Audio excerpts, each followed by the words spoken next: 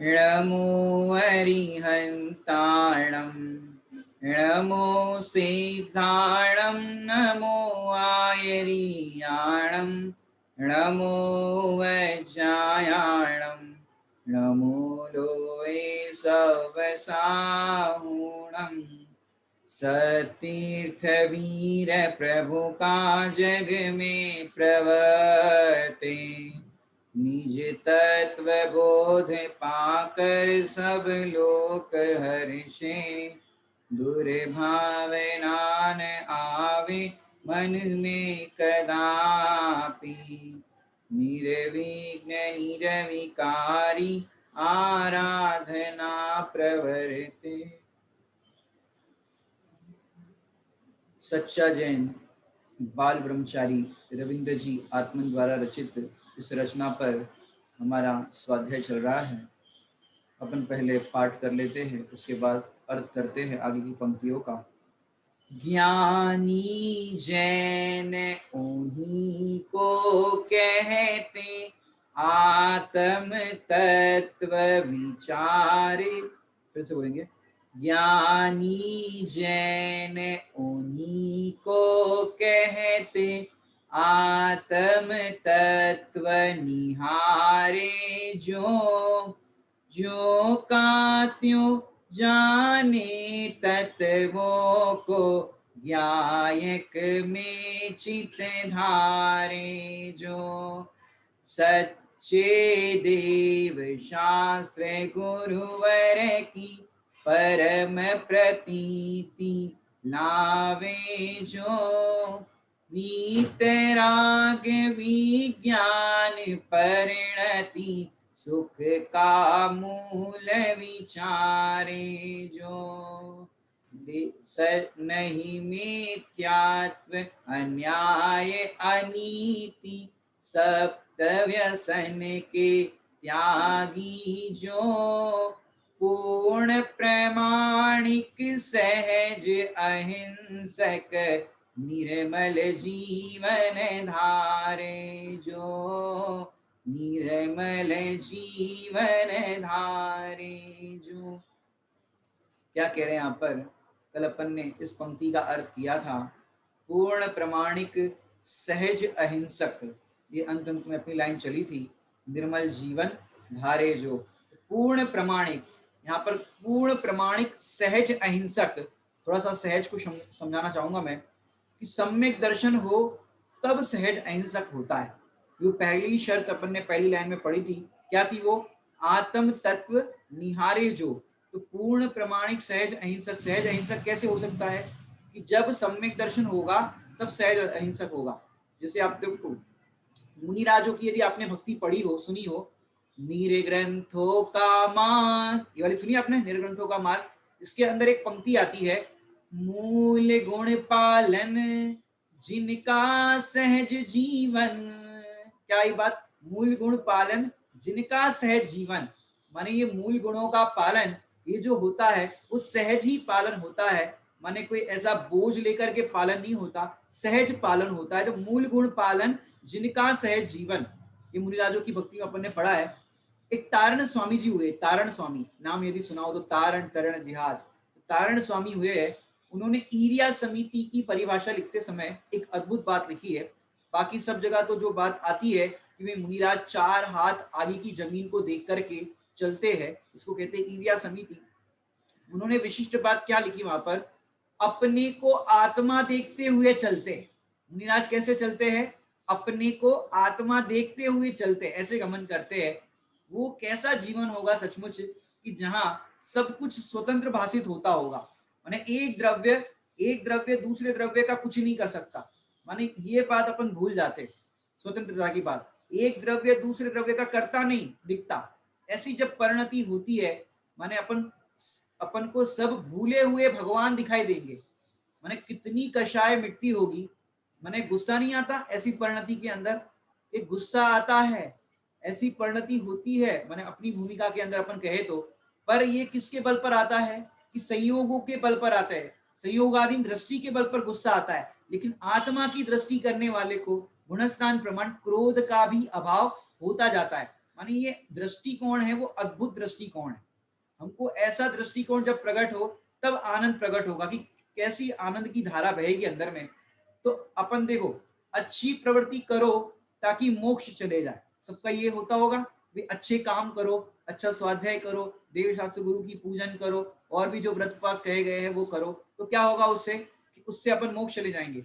या अच्छी प्रवृत्ति करो, नहीं हो जाए तो भी मोक्ष। देखो, मूल बात तो ये है कि अच्छी प्रवृत्ति करने से मोक्ष नहीं होता, होने से मोक्ष होता है।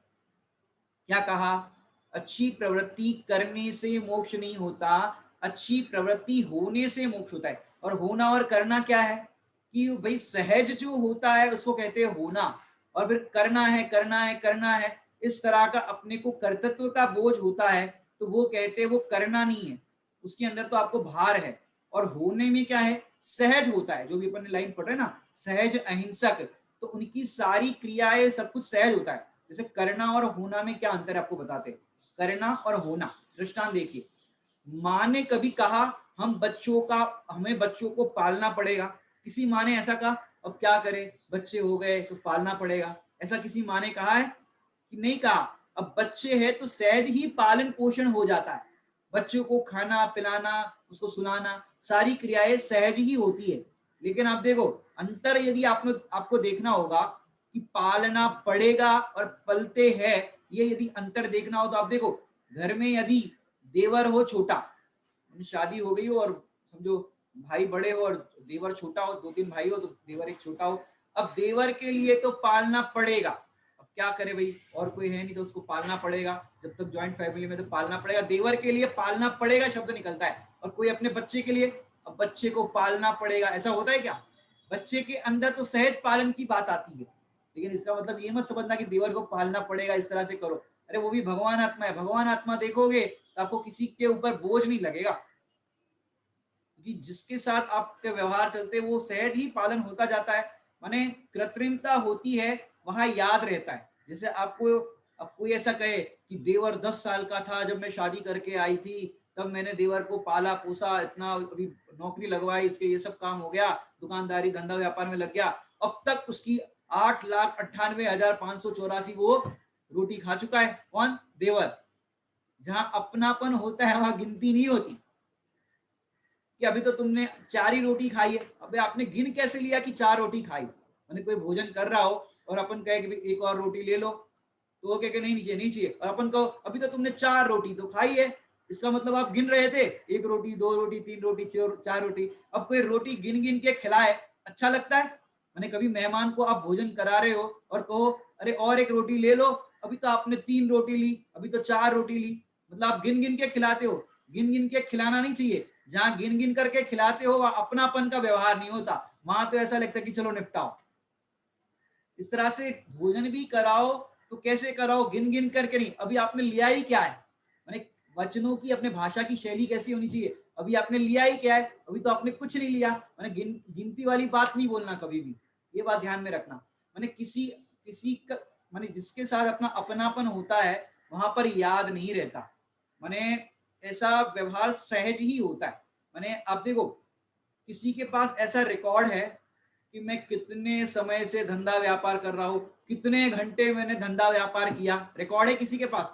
आप किचन में काम करते हो तो आपके पास रिकॉर्ड है सवेरे से लेकर के कितनी बार क्या किया क्या किया, कि वहां तो अपनापन होता है घर वालों के प्रति। तो आप कितने घंटे काम करो, रसोई बनाओ, तरह तरह की डिश बनाओ। आपने कभी याद किया कि मैंने इडली डोसा कितनी बार बनाया साल में? कभी गिनती की आपने कितनी बार बनाया? कि जहां अपनापन होता है वहां सहज ही बनते जाते होता जाता है, खाना पीना होता है, लेकिन गिनती नहीं होती। ये है सहज, सहज भोजन बनता जाता है, सहज भोजन करते जाते हैं, इसको कहते हैं सहज। मैंने आपको बताया कि आपके पास पाप बेहिसाब होते हैं, जीवन में पाप बेहिसाब होते हैं। पाप की कोई काउंटिंग है, कितने पाप किए उसकी कोई काउंटिंग नहीं, लेकिन पुण्य के अंदर कि पिछली साल मैंने 10 लक्षण में 10 दिन का उपवास किया था, उसके पहले मैंने 5 उपवास किए थे, उसके पहले मैंने 14 का उपवास किया था, उसके पहले ये किया था, वहां पर मैंने दान दिया था, वहां पर डोनेशन दिया था, वहां उनको ऐसा किया था। मैंने पुण्य के तो हिसाब रखते हो और पाप पे हिसाब करते हो, तो ये भाई बराबर नहीं है। क्यों? क्योंकि जहां पर अपनापन होता है, जहां पर सहज परिणाम होते हैं, वहां पर हिसाब नहीं लगाया जाता, वहां तो सहज ही ये पालन होता है, सहज ही इस तरह से पुण्य होता है, नहीं तो पुण्य भी नहीं होगा। अगर काउंटिंग करके करोगे कि मैंने इतना उपवास किया, मैंने व्रत किया, काउंटिंग करोगे तो पुण्य भी नहीं बंधेगा, क्योंकि आपके कर्तृत्व का बोझा लेकर के आप कर रहे हो। तो पाप करो बेहिसाब और पुण्य में लगाओ हिसाब, ये बिल्कुल भी सही नहीं है। माने जिसका लक्ष्य बनता जाता है वहां सहज ही पालन होता जाता है। जिससे जिस विद्यार्थी का पढ़ाई का लक्ष्य बन जाता है कि मुझे आईएएस बनना है, डॉक्टर बनना है, इंजीनियर बनना है, सीए बनना है, ऐसे उसी तरह की पढ़ाई के अंदर रुचिवंत होता है। ऐसे जिसका लक्ष्य बन जाता है मुझे भगवान बनना है, उसकी हर क्रिया के अंदर आत्मा रूप अनुभव करता है, इस आत्मा का लक्ष्य रहता है, तो हर जगह उसको आत्मा आत्मा ही दिखाई देता है। तो ये सहज ही होता है, जब लक्ष्य निर्धारित होता है तब सहज ही पालन होता जाता है। अब पानी छानते हो आप लोग, अब पानी छानते हो तो क्यों छानते हो? पानी पानी क्यों छानते हो? यदि पानी छानने के अंदर आपको ये रहा कि भाई आजकल पानी बहुत बारिश के दिनों में गंदा आता है, यदि छानेंगे नहीं तो बीमार पड़ जाएंगे, यदि आपका शरीर का लक्ष्य है तो पानी छानने का पुण्य का भी आपको बंद नहीं होगा, क्योंकि आपने देहाश्री दृष्टि से किया है। बैक्टीरिया अपने शरीर में जाएंगे, वो नुकसान करेंगे। यदि आपके अंदर ये विचार है पानी छानने का, तो आपको पुण्य का बंद भी नहीं होगा। सहज ही अहिंसा का यदि परिणाम हो आपके कि जीवों की हम रक्षा करना चाहते, किसी जीव का घात ना हो, तो आपको पुण्य बंद होगा, नहीं तो पुण्य बंद नहीं होगा। जैसे आप शाम को देखो, आप शाम को घूमने जाते हो, शाम को भोजन के बाद लोगों की आदत होती है घूमने जाते हो। अब लोग क्या सोचते हैं, अब शाम को घूमने जा रहे हैं तो साथ में मंदिर भी कर लेंगे, रास्ते में मंदिर पड़ता है तो मंदिर में दर्शन भी कर लेंगे। यदि आप घूमने के लक्ष्य से जाते हो और रास्ते में मंदिर पड़ता है, भगवान के दर्शन करते हो, तो दर्शन का भी पुण्य नहीं लगेगा, क्योंकि आपका लक्ष्य क्या था, प्रयोजन क्या था? घूमना। घूमने में मंदिर रास्ते में पड़ रहा है इसलिए कर रहे हैं। अब आप तीर्थ यात्रा करने समझो जाते हो समय शिखर जी, और आपका मन है कि भाई हमारा मन तो पिकनिक करने का है, लेकिन अब बीच में मंदिर पड़ता है, अपना तीर्थ क्षेत्र पड़ता है, वहां भी मत्था टेक लेंगे, वहां भी दर्शन कर लेंगे, तो पुण्य भी नहीं लगेगा, क्योंकि आपने वो सेकंड माने सेकंड ऑप्शन रखा है। फर्स्ट ऑप्शन तो आपका घूमना है, शॉपिंग करना है, लेकिन आपकी प्रायोरिटी के अंदर तो और तमाम चीजें वो प्रायोरिटी में है। लेकिन देखो, मंदिर अगर आपका लक्ष्य नहीं है, तीर्थ यात्रा लक्ष्य नहीं है, तो पुण्य भी बंद नहीं होता। जैसे आप देखो, कई बार तो क्या होता है, डॉक्टर कहते हैं कि भाई आप डॉक्टर मैंने कोई बार बीमारी ऐसी हो जाती है, डॉक्टर कहते हैं कि बिना कुछ खाए पिए दिखाने के लिए आना। ऐसा होता है कभी, बिना कुछ खाए पिए दिखाने के लिए आना। अब आपका नंबर आने में देरी हो गई, अब नंबर आते आते 4 बज गए, अब 4 बजे आपने दिखाया और फिर शाम को इस तरह से 5:30 बजने आ गए। अब शाम को एक बार आपका भोजन हुआ, इससे अच्छा तो एक आसन का ही नियम ले लेते, एक टाइम का पुण्य तो लगता, अब एक ही बार तो भोजन हो रहा है। या तो समझो आप भोजन ही नहीं कर पाए, समझो आप रेल का सफर कर रहे हो और रेल के सफर में आपने सोचा कि भाई पहुंच जाएंगे टाइम पे, और सही टाइम पे आप जिस डेस्टिनेशन पर पहुंचना है वहां पहुंच नहीं पाए, और आपके पास भोजन पानी की व्यवस्था नहीं। इससे अच्छा तो अपन सोते उपवास कर लेते, या ऐसा सोते आज तो हमारा उपवास, माने आप भोजन नहीं मिला इसलिए उपवास का नाम देते हो, तो ये उपवास का नाम नहीं है, ये इसका नाम उपवास नहीं है। भोजन नहीं मिला तो उपवास का नाम क्या है? आत्मा के समीप में वास करना, सो उपवास है। अब आत्मा के समीप में तो वास नहीं किया, और उपवास समझो ले भी लिया आपने, उपवास का नियम ले भी लिया कि आज मेरा उपवास, और आप विषय कषाय आरंभ में लगे रहे, तो वो उपवास नहीं है। 5 इंद्रियों के विषयों का त्याग हो, आरंभ का त्याग हो, और फिर आहार का त्याग 3 नंबर पे, तब आपका उपवास कहा जाएगा। मैंने पिकनिक करते हो और इस तरह के परिणाम लेकर के मंदिर दर्शन करने जाओ तो वो पुण्य पुण्य भी नहीं लगता। मैंने घर में देखो, सहज का अर्थ कर रहा है कि जैसे घर में शाम के समय 5 बजे हो, 5:30 बजे हो, और उस समय घर में समझो कि देवर आ जाए, देवर समझते हो, देवर आ जाए घर में 5:30 बजे, और फिर अपन के भोजन तो करके ही आए होंगे आप तो, अभी तो इतना टाइम हो रहा है, भोजन तो करके आए होंगे, और अपना भाई आ जाए, उस महिला का भाई आ जाए, अरे चलो भैया भोजन कर लो। अब थोड़ी देर पहले ही भोजन समझो हो गया था, और बच्चे ने रोटी मांगी थी, मम्मी एक रोटी, तो मम्मी ने डब्बा दिखाया था, रोटी बम, एक भी रोटी नहीं है, सब खत्म हो गई। अब मम्मी ने डब्बा दिखाया था, बम, इसमें तो कुछ नहीं है। अब मामा आ गए तो मम्मी ने बोला अरे कैसी बात करते हो, भोजन कर लो। अब बच्चे ने कहा कि मम्मी भोजन कैसे करेंगे, रोटी तो खत्म। बच्चे से कहा चुप, साइड में बैठो और जाओ फ्रिज में से ककड़ी निकालो, गिलकी निकालो। अब एक कटोरी आटा लिया और फटाफट उसन लिया, और चार गिलकी थी, फटाफट छोक दी, और फिर रोटी तैयार, भोजन तैयार। माने भैया के प्रति अपनापन है तो सहज भोजन तैयार, और देवर के प्रति अरे भोजन करके आए होगे, अभी तो बहुत लेट हो गया, भोजन करके आए होंगे, नहीं करके आए, चलो कुछ दूध दे दे, क्या करे, कुछ दे दे, नाश्ता दे दे। माने अपनापन नहीं होता वहां, ऐसे परिणाम होते। और जहां अपनापन होता है वहां सहज ही करने का भाव आता है, इसको कहते हैं अपनापन, सहज। ऐसे जिसको आत्मा के प्रति अपनापन है, जैसा तुमको देह के प्रति अपनापन है, वैसा अपनापन आत्मा के प्रति होगा, तब तुम्हें सहज ही जीवन तुम्हारा अहिंसक बनेगा, सहज ही तुम्हारे जीवन में ये पालन होगा। ये बात अपनी पहले इस तीसरे नंबर के इसमें हुई। अब अगले जो पंक्ति है उस पर अपन अर्थ करते हैं। सच्चा जैन की चौथे नंबर, ये जो भी विषय चल रहा है आपको सारी पंक्तियां याद करनी है, आपका ओरल एग्जाम भी होगा, इसलिए ओरल के लिए भी तैयार रहना। अगली लाइन को पढ़ते हैं। पापों में तो लिप्त न होवे, पुण्य भलो नहीं माने जो, पर्याय को ही स्वभाव न जाने, नहीं ध्रुव दृष्टि विसारे जो। क्या कह रहे हैं यहाँ पर, पापों में तो लिप्त न होवे, ये अर्थ समझने लायक है। पापों में लिप्त ना हुए मतलब पाप तो होंगे, इसके अंदर क्या बात लिखी है, पापों में तो लिप्त ना हो, इसका अर्थ क्या हुआ, पाप तो होंगे लेकिन लिप्त नहीं होना है। ये अच्छी बात बताई थी पंडित जी, पाप होंगे, पाप करो और लिप्त नहीं हो। अब लिप्त क्या होता है ये तो पता नहीं, लेकिन पाप करने की परमिशन दे दी कि भैया ऐसी बात नहीं है। पापों में तो लिप्त ना होवे मतलब पाप यदि हो जाए, पहले तो पाप करना नहीं, लेकिन यदि पाप हो जाए तो लिप्त नहीं होना। लिप्त नहीं होना मतलब उस पाप रूप अपने आप को अनुभव मत करना। एक समय की पर्याय में पाप हुआ, लेकिन अपने आप को पापी अनुभव मत करना, अपने आप को उस समय भी परमात्मा अनुभव करना। समझ बात, पापों में तो लिप्त ना होवे, ये क्या बात होगी पंडित जी, पाप करो और परमात्मा अनुभव करो। ये समझना जरा ध्यान से। जैसे क्रोध करना पाप है, क्रोध करना पाप है कि नहीं है, बोलो, एक्सप्रेशन से आप जवाब दे सकते हो।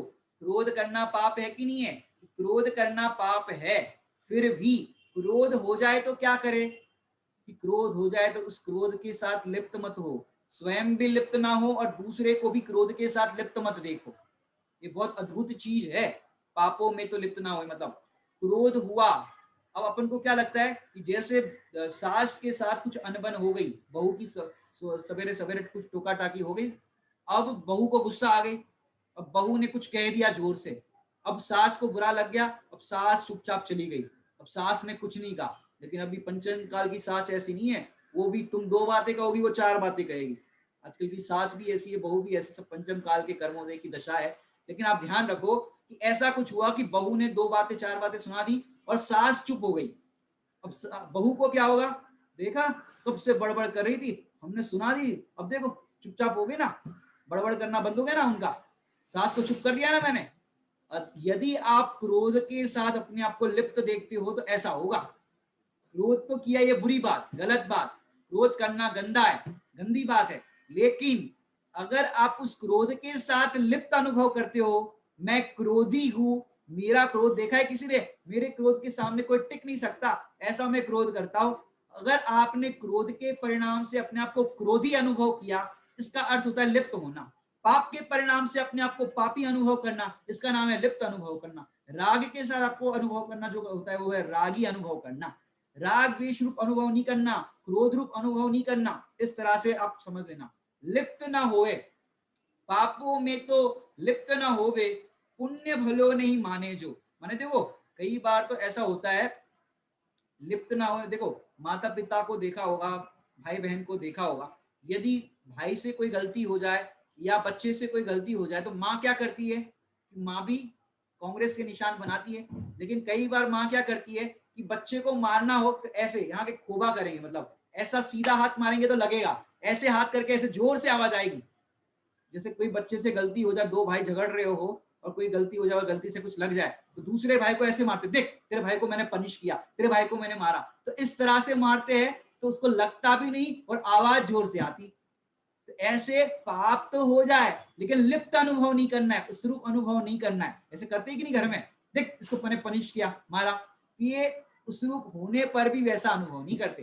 तो पापों में तो लिप्त ना होवे, पुण्य भलो नहीं माने जो। और क्या बताए आपको कि पाप जो है वो गुणस्थान प्रमाण होंगे, माने जिस भूमिका में आप खड़े हो उस भूमिका में उस योग्य परिणाम होंगे, उसको आप अवॉइड नहीं कर सकते। जैसे मैंने आपको आलोचना पाठ के क्लास में बताया था, झाड़ू लगाते हो तो पाप लगता है, रसोई बनाते हो, गैस जलाते हो तो पाप लगता है, पानी छानते हो तो पाप लगता है, और भी तमाम जो कार्य करते हो पाप तो लगता है।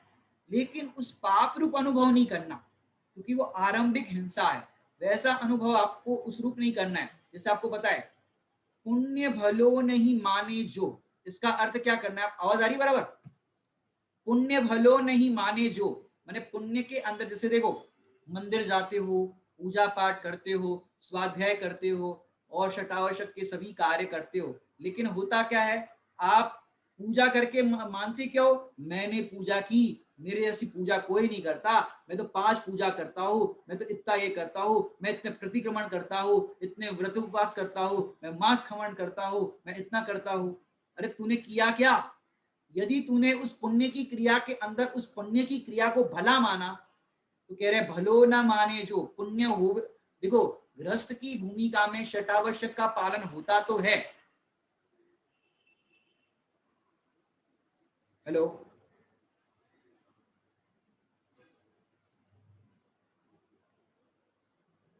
हेलो।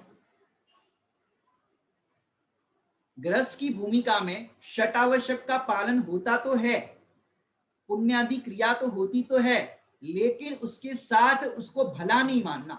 क्या भला नहीं मानना मतलब? उस क्रिया से अपने आप को भला मानते ना, जैसे बोलते ना कि भाई मेरे जैसी पूजा कोई नहीं करता, मेरे जैसा स्वाध्याय कोई नहीं करता, और फिर उस व्रत उपवास से ही अपने आप को मानना। ये व्रत उपवास क्या है?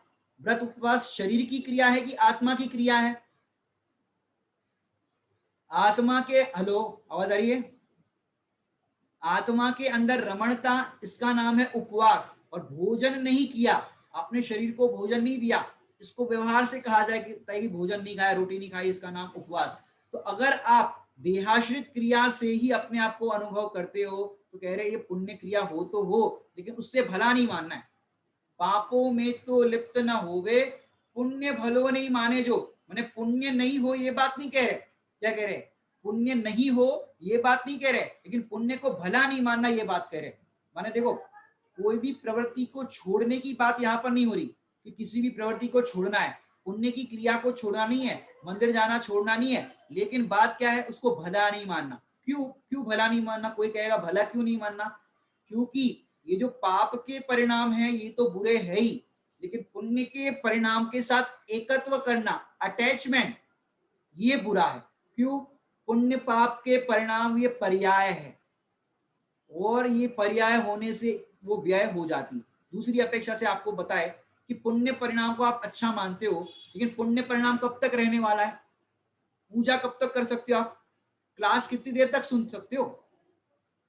आधा घंटा, 1 घंटा, 2 घंटा सुन सकते हो कंटिन्यू? हाँ जी या ना जी? 2 घंटा सुन सकते हो कि नहीं? 3 घंटा, 4 घंटा, तो एक लिमिट है। उसके बाद तो ये पुण्य की क्रिया भी लगेगी, पंडित जी अब बस करो, बहुत हो गया, ऊपर से जा रहा है अब तो। मैंने बाद में आपको ऐसा लगेगा। मैंने पुण्य की क्रिया को भी भला मानोगे तो कब तक मानोगे? माने पाप भी बहुत देर तक नहीं कर सकते, पुण्य भी बहुत देर तक नहीं कर सकते, लेकिन आत्मा के अंदर लीनता, आत्मा के अंदर आनंद, वो तो आप करते ही कितना कर सकते हो कि आप करते ही जाओ, करते ही जाओ, करते ही जाओ। इस आत्मा के आनंद से आज तक एक भी जीव बोर नहीं हुआ। क्या कह रहे हैं? आत्मा के आनंद से एक भी जीव बोर नहीं हुआ। ये क्या बात कर रहे हो पंडित जी? हमको तो पता ही नहीं था ये बात तो। लेकिन सही बता रहे आपको, जितने भी मुनि भगवंत है, जितने भी भगवान हुए हैं, वो आत्मा का आनंद यहाँ मुनि अवस्था में तो कर ही रहे थे, अभी सिद्ध अवस्था के अंदर भी वो आनंद कर रहे। विदेश क्षेत्र के अंदर सीमंदर आदि विद्यमान तीर्थंकर भी इस आत्मा का आनंद अभी वर्तमान में कर रहे, मुनि भगवंत कर रहे। वो कभी बोर नहीं होते। क्यों बोर नहीं होते पता है आपको? जितनी भी अपन पूजा पाठ, प्रवचन, टीवी देखना और जो कुछ भी खाना पीना, ये आपकी अशुभ और शुभ प्रवृत्तियां है ना, उसमें लोग बोर हो जाते। अगर रोज आपको एक ही सब्जी खिलाए तो क्या होगा? बोर हो जाओगे। अब वही वही रोज की लौकी खिला रहे हो, कुछ और सब्जी नहीं आ रही मार्केट में, तो उससे बोर हो जाते हो। एक ही सब्जी खा करके बोर हो जाते हो, एक ही डिश खा करके बोर हो जाते हो, एक ही प्रवचन बार बार सुनो तो बोर हो जाओगे। लेकिन एक ही आत्मा, उसको बार बार अनुभव करोगे, बार बार जानोगे, तो कह रहे इससे बोर नहीं होगे। क्यों? अपनी चीज जो होती है वो बोर नहीं करती, अपना आनंद है वो बोर नहीं करता, हर समय उसके अंदर नया नया आनंद, नया नया आनंद। कैसा आनंद होता होगा कि वो आनंद के सामने पुण्य पाप के जो विकारी परिणाम है वो आनंद आनंद ही नहीं है। तो पुण्य भलो नहीं माने जो, भला मानने पर क्या होता है, मैं आपको ये दृष्टांत समझता हूँ, आप नोट करना, एक एक चीज को मैं अर्थ कर रहा हूँ। पापों में लिप्त ना हुए, उसका अर्थ क्या किया? क्रोध, मान, माया, लोभ, विकारी परिणाम जितने भी है, 5 पाप के परिणाम है, वो होते तो है, वो 5 पाप होते तो है, गुणस्थान प्रमाण, क्रोधादि कषाय होती तो है, लेकिन उस रूप अनुभव करके मेरे जैसा गुस्सा किसी का नहीं है, मेरे जैसा कोई नहीं है, मेरे जैसा ऐसा कोई नहीं है। देखा मैंने उसको कैसा उल्लू बनाया, कैसे मायाचारी के प्रणाम किए, मैंने कैसे बनाया उसको पता भी नहीं चला। उस एक तो तुमने पाप किया और पाप रूप अनुभव किया, पाप के साथ अटैच होकर के अपने आप अनुभव कर रहे हो, तो कह रहे ऐसा अटैच अनुभव मत करो। ये पहली लाइन का अर्थ। दूसरी लाइन का अर्थ क्या है? पुण्य भलो नहीं माने जो, उसका अर्थ कर रहे जैसे गांव का कोई लड़का, लड़का ही कह रहे, एक व्यक्ति गांव का शहर के अंदर आया, उसने सोचा भाई कोई छोटी मोटी नौकरी मिल जाए, अब बेकार है, बेरोजगारी है, अब क्या करे, जैसे अभी लॉकडाउन चल रहा है, अब काफी लोग बेरोजगार हो गए, हम जो मुंबई में रहते हो तो गांव में चले गए कि भैया कोई नौकरी मिल जाए, छोटा मोटा मजदूरी का काम मिल जाए। अब उसने सोचा कुछ नहीं मिले तो कम से कम 100 रुपए का दिन का मजदूरी का काम मिल जाए। अब वो सड़क पर खड़ा हो गया। अब किसी के घर में पेंट होना था, पेंट होता है घर में, पुताई होती है, पुताई, पेंट होना था। अब पेंट होना था तो उसने कोई व्यक्ति ने पूछा भैया रंग काम जानते हो, पेंटिंग करना जानते हो? उसने कहा हाँ साहब कर लेंगे। तो उसने कहा कि कितने लोगे? उसने कहा साहब 100 रुपए से कम नहीं लूंगा। उसने कहा ठीक है 100 रुपए लेना तो दे देंगे। अब पूरे दिन उसने मेहनत कर दी और फिर शाम को जब पैसे देने का समय आया तो उसको 100 रुपए पकड़ाए। अब दूसरा मजदूर भी आया था, पूरे घर का काम करना तो एक से तो होगा नहीं, सबके बड़े बड़े घर होते। अब दूसरा मजदूर आया था, तीसरा आया था, जो भी था। अब दूसरे मजदूर को उसी के सामने 500 रुपए दिए। कितने दिए? 500 रुपए, वही काम के 500 रुपए। और इसको 100 रुपए मिल गए तो वो प्रसन्न हो गया कि आज मेरे को 100 चाहिए थे तो 100 मिल गए।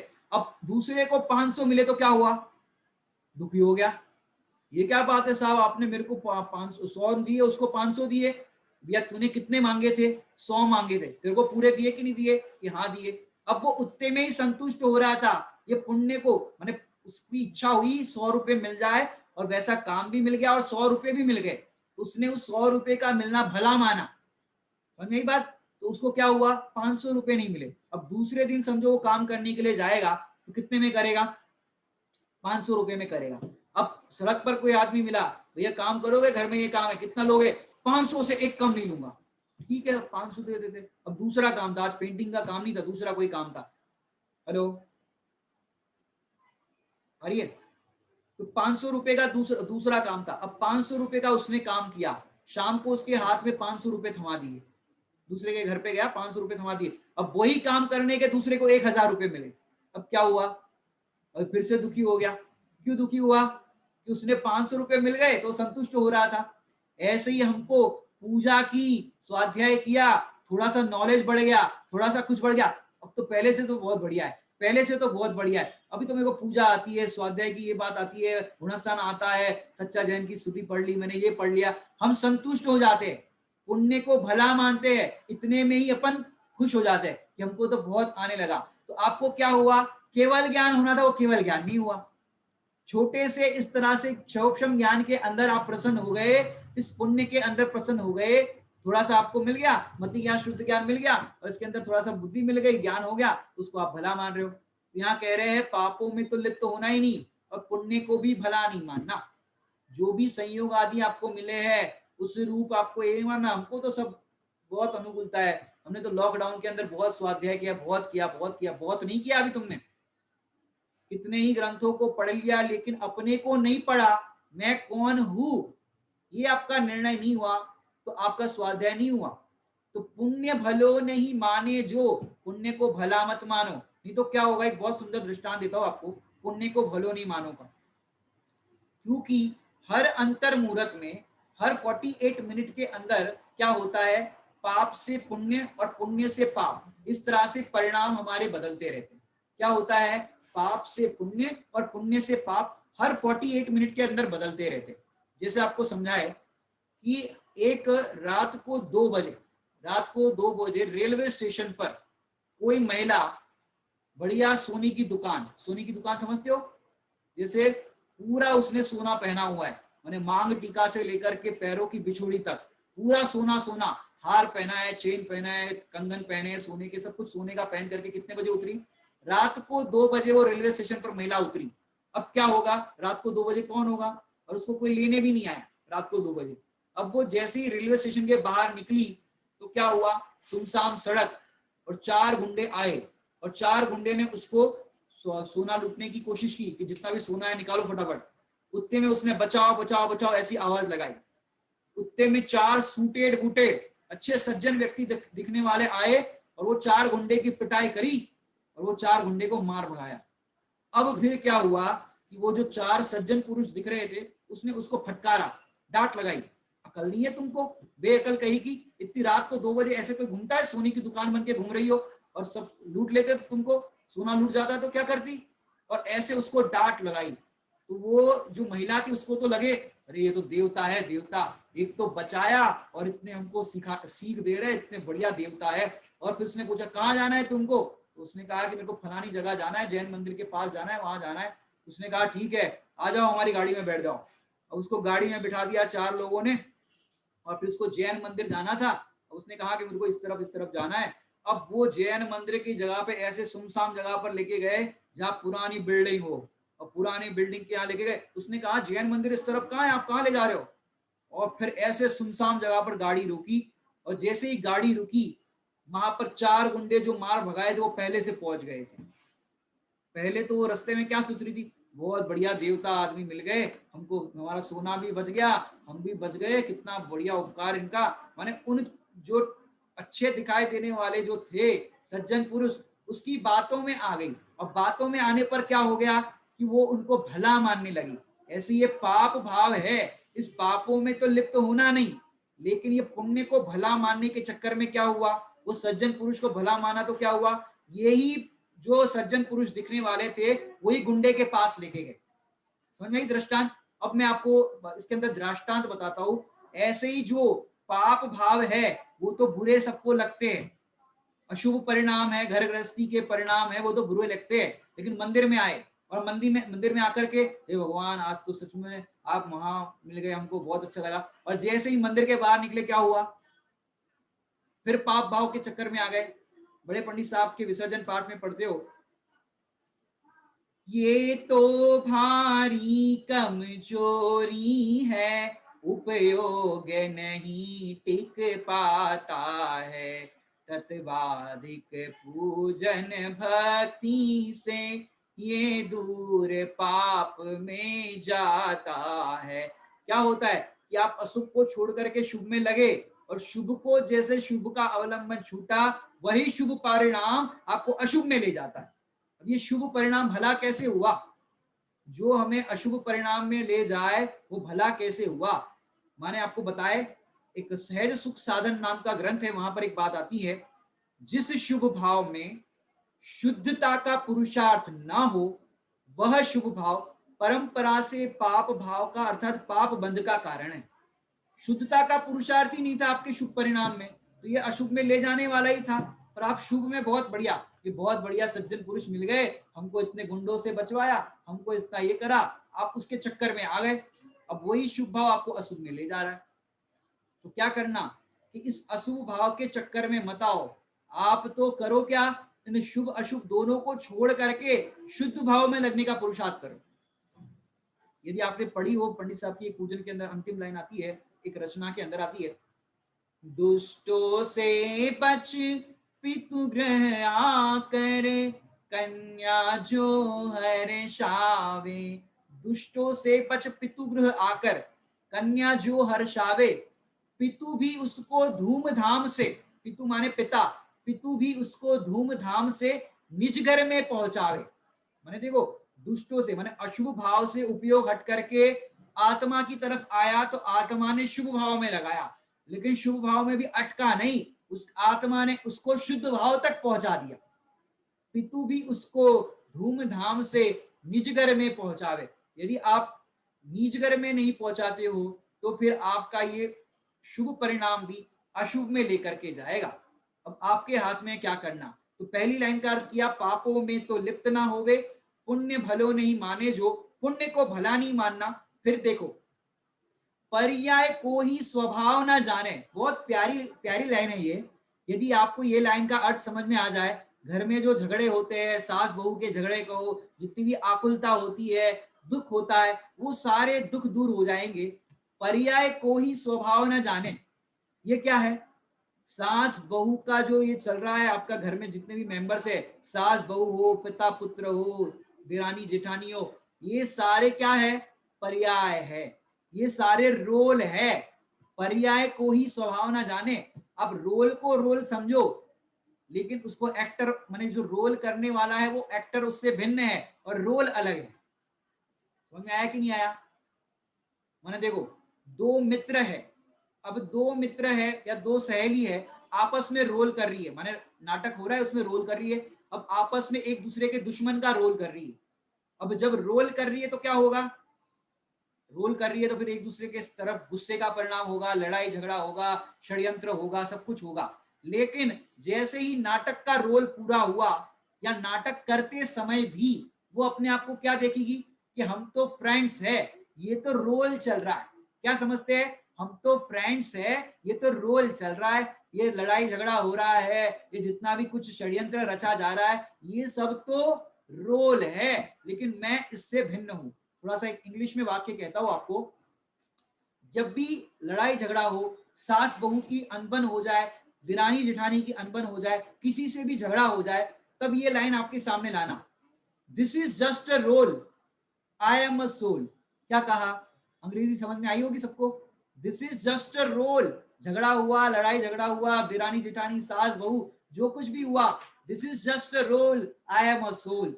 आई am a soul, you are a soul. क्या बात कही? ये जो कुछ भी घटित हुआ ये रोल है, लड़ाई झगड़ा हुआ ये रोल है। I am a soul and you are soul, मैं भी भगवान आत्मा, तुम भी भगवान आत्मा। एक भगवान आत्मा दूसरे भगवान आत्मा से कहां लड़ सकता है? रोल से रोल की लड़ाई होती है, लेकिन एक्टर से एक्टर की लड़ाई नहीं होती। क्या कहा? रोल से रोल की लड़ाई होती है, लेकिन एक्टर से एक्टर की लड़ाई नहीं होती। एक्टर से एक्टर की लड़ाई किसी ने देखी है?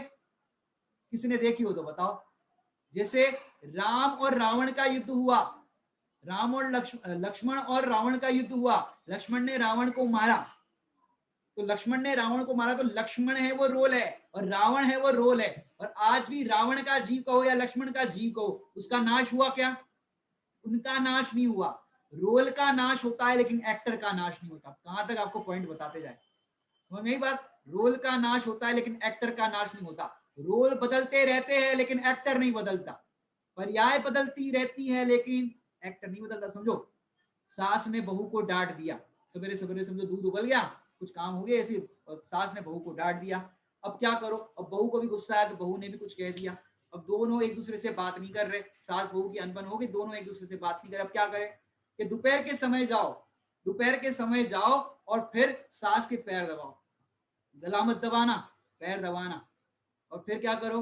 पैर दबा करके कि मैं तो बहुत बुरी हूँ, मैं तो, उन्हें अपने अपने दोष बताओ, सास को अपने अपने दोष बताओ, बहुत मेरे में गलती है, मैं कितनी भुलक्कड़ हूँ, मैं कितना बेअकल हूँ, मैं ध्यान ही नहीं देती हूँ, मेरा देखो दूध उबल गया, परसों घी ढुल गया था। अपनी अपनी अपनी कमियां बताओ। मैंने रोल देखो, कमियां बताना ये भी रोल है, ये भी निंदा है अपनी। देखो, पर्यायगत ये भी, आप जो अपने कमियां बता रहे हो ये भी रोल है। ऐसे देखा जाए तो तुम्हारे में एक भी कमी नहीं है, तुम तो निर्दोष भगवान आत्मा हो, लेकिन रोल के अंदर भी कमियां बताई जाएगी। सास से आप अपनी कमियां बताओ, और फिर सास क्या कहेगी? नहीं बेटा, तुम तो बहुत होशियार हो, तुम कितना काम करती हो, सवेरे से लेकर इतना काम करती हो, हम तो कुछ काम नहीं करते, हमारे हाथ में सब चीज धरी मिल जाती है। आप अपनी कमियां बताओ सास को, वो तुमको क्या कहेगी? देखो तुम कितना काम करती हो। और अपन को, अपन अपनी पॉजिटिव बातें बताओ कि सवेरे से देखो हम कितना काम करते, सब कुछ आपको हाथ पे धरा मिलता है, और उसमें भी आप नुक्स निकालते रहते हो, कमियां दिखाते रहते हो। अब आप सास को ऐसा कहोगे तो वहां से आपको दोष मिलेंगे, और यहाँ से आप खुद दोष बताओगे तो वहां से आपको गुण मिलेंगे। समझ आ रही कि नहीं आ रही बात? तो पर्याय को ही स्वभाव ना जाने, कि पर्याय को स्वभाव ना जाने माने सास ने, देखो एक और अच्छी पॉजिटिव बात बताओ, कि यदि कोई अपने दोष दिखाए, सास बहू के निकाले, और भी कोई भी रोल ले लो आप, तो रोल की बात है, कोई भी रोल ले लो, यदि कोई कमी दिखाता है तो प्रसन्न हो जाओ कि सामने, क्योंकि होता क्या है, कोई कमी बताता है तो बुरा लगता है। जैसे आपने किसी को कोई काम दिया और बोला कि ये चीज, ये काम कर लेना, अब वो काम करने के बाद वो कहे कि ये काम बराबर नहीं है, इसमें कमी है, अब कमी कमी दिखाते तो बुरा लगता है। मैंने इतनी मेहनत करके ये चीज बनाई और ये कह रहे सही नहीं है, ये गलत है, ये अच्छी नहीं है। अब कोई कह दे कि बराबर नहीं बनी ये चीज, तो फिर क्या लगता है कि कमी निकालते हैं। ये बात अच्छी है कि बुरी है? सामने वाला हमारे दोष ही निकाल रहा है, गुण तो नहीं। क्या कहा? सामने वाला हमारा दोष निकाल रहा है, गुण तो नहीं। प्रसन्न हो जाओ, हमारे दोष निकल जाएंगे, गुण बच जाएंगे। गुणों की पूजा होती है, दोषों की निंदा होती है। माने देखो, ये पर्याय को ही स्वभाव ना जाने, पर्याय को स्वभाव नहीं जानना, क्योंकि पर्याय है वो बदलते रहती है, लेकिन जो द्रव्य स्वभाव है अपना, चैतन्य स्वभाव है, वो कभी भी नहीं बदलता। पर्याय को ही स्वभाव न जाने, नहीं ध्रुव दृष्टि विसारे जो, कि ध्रुव दृष्टि को नहीं विसारना, ध्रुव दृष्टि को हमेशा पकड़ करके रहना। मैंने क्या करना, समझ में आ रही बात? नहीं ध्रुव दृष्टि विसारे जो मतलब कि रोल से रोल की लड़ाई हो जाए, रोल से रोल का झगड़ा हो जाए। मैंने देखो, रोल की प्रशंसा और निंदा होती है। क्या कहा? रोल की प्रशंसा और निंदा होती है, लेकिन जो एक्टर होता है उसकी तो पूजा होती है। क्या कहा? अभी तो दृष्टांत में समझा रहे, रोल की प्रशंसा और निंदा होती है, लेकिन एक्टर की पूजा होती। एक्टर की पूजा होती क्या होती? हम तो देव शास्त्र गुरु की पूजा करते हैं। अब पूजा का अर्थ मतलब ये मत लेना अष्ट द्रव्यों की पूजा। पूजा का अर्थ साहित्य के अंदर प्रशंसा होता है। क्या होता है? प्रशंसा। अपन भगवान की क्या करते हैं? प्रशंसा करते हैं ना। भगवान की क्या करते हैं? प्रशंसा करते हैं। हे भगवान, आप बहुत ऐसे हो, आप अनंत अनंत चतुष्टय के धनी हो। ये प्रशंसा ही पूजा है। अब सोचो, अब जो बात बता रहे थे आपको कि रोल की प्रशंसा और निंदा होती है, लेकिन एक्टर की तो मैंने एक्टर है वो पूजा जाता है। पूजा जाता है मतलब यदि कोई नेगेटिव रोल भी करता है एक्टर, जैसे आपको बताए कि रावण ने बहुत अच्छा रोल किया हो नाटक के अंदर, और फिर जब नाटक पूरा हो जाए तो सब लोग उस एक्टर से क्या कहेंगे? अरे आपने क्या अच्छा रोल किया, क्या रोल किया आपने। जब नाटक चल रहा था तब तो सारी महिलाएं जितनी भी देख रही थी, यही दुष्ट है, यही दुष्ट है, हर बार सीता को उठा के लेके जाता है। रामलीला के अंदर यही होगा, रावण ही सीता को उठा करके लेके जाएगा, लक्ष्मण तो नहीं ले जाएगा। अब वो हर साल ये उठा के लेके जाता है, बड़ा दुष्ट है ये। जब नाटक चल रहा है तो उस रोल की निंदा करती है महिलाएं, और रामचंद्र जी आए, अरे जय हो रामचंद्र जी की जय हो, रामचंद्र जी की जय हो, तो वहां पर उस रोल की पूजा, माने रोल की प्रशंसा हो रही है। और जब नाटक पूरा हो जाता है तो वो एक्टर की पूजा, पूजा माने प्रशंसा होती है, आपने बहुत अच्छा रोल किया। नेगेटिव रोल करने वाले की भी प्रशंसा होती। तो ये सब पर्याय के अंदर प्रशंसा और निंदा होती है। लेकिन सब लोग, जैसे आपको पता है कि आपका फ्रेंड, जैसे थोड़ा सा घुमा करके दृष्टांत देता हूं, जैसे आपने राजा हरिश्चंद्र का नाटक देखा है किसी ने? अब नहीं देखा होगा, पुराना नाटक है, नाम तो सुना ही होगा, बड़े आए सत्य हरिश्चंद्र वाले, इतना तो सुना ही होगा किसी ने। बड़े आए सत्य हरिश्चंद्र की बात करने वाले, मैंने कभी कोई सत्य बात करे तो ऐसी बात करते हैं लोग। अब इसको आप समझिए कि क्या उस नाटक के अंदर ऐसा हो कि जब पहला सीन आया तो वहां पर राजा हरिश्चंद्र का दरबार दिखाया। अब दरबार को देख करके सब लोग राजा हरिश्चंद्र की जय हो, और राजा के ठाट बाट देख करके सारी सभा गदगद हो गई। क्या राजा का ठाट बाट है, क्या हरिश्चंद्र का ठाट बाट है, तो लोग उसकी प्रशंसा करने लगे उस रोल की।